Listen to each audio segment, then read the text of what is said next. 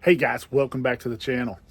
Today we're going to talk about something real quick. A lot of people ask me, they say this, how do you tell if it's bass or crappie? Now I've done a video before, but I will say this, with the LVS 34, there's not as much of a difference in the fish signatures as there were before. For example, in this short video we're finna do, you will be able to look at and see by the behavior and the positioning of the fish what type of fish it is. Random positioning on timber a lot of times equals bass, and a vertically stacked fish or group of fish a lot of times indicates crappie. That's not always the case, but it's a good rule of thumb. And once you start seeing them on video or on the screen more and more, you'll start to recognize which fish are bass, which fish are crappie, so you can target those fish. But let's take a look at it right now. Okay, so fish identification is absolutely critical, especially in deeper water where the signatures become very, very similar. All right, so you'll notice here this is some bass, and I pointed it out with the pointer.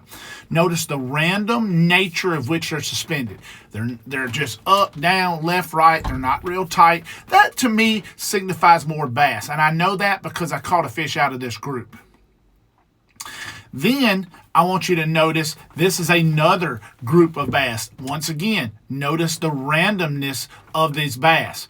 Now, I have always talked about when you see a group of bass, that nebula looks like a star. Somebody called that to me one time and said it was a nebula, and it does. It has that bright interior with those reflections above and below the reflection of the bass. And notice I zoomed in right here. You'll notice those little starry-like projections above and below. It still holds true, but just not as prevalent with the 34.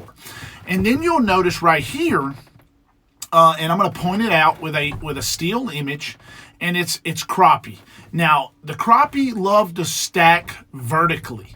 Now, this is not always true. You know, crappie will randomly roam sometimes, but as a whole, and I pointed out right here with the pointer, those fish are stacked vertically on that tree. That is more, and I actually caught a good fish out of there, so I know that those were crappie. And you'll see I missed one with the A-rig right there. I missed a bass. And then here's a ball of bait fish coming in from the left side of the screen. Bait fish recognition, species recognition is one of the most important things to know when you're live scope fishing. You have to learn not only how they position, but how they appear on the screen. So guys, I hope that helps you. It's one of my most commonly asked questions, especially from beginners. How do you tell what type of fish it is? How do you know what you're targeting? How do you know a bass as opposed to a crappie? And what do bait fish look like on it? I hope this video helps you. I hope it allows you to catch more fish and use your unit to the utmost efficiency of what you can do. But guys, thanks for watching. Thanks for subscribing. Hey, have a Merry, Merry Christmas. And I will be back after the Christmas holidays with new videos. I'm steadily writing them down, steadily coming up with video ideas. I don't try to put out 7-8 a day because it 7-8 a week becomes overload. So I try to get out 1 to 2 a week, and a lot of the shorts, they're fun to do also. But guys, thank you a lot for watching. Thanks for subscribing. This has been a great year for the Garmin Guru channel and all the people of the Garmin Guru Nation. Thank you for buying the hats, and just thank you for standing behind me and keeping the rules of the Facebook page and the YouTube channel. So, you know, keeping it nice.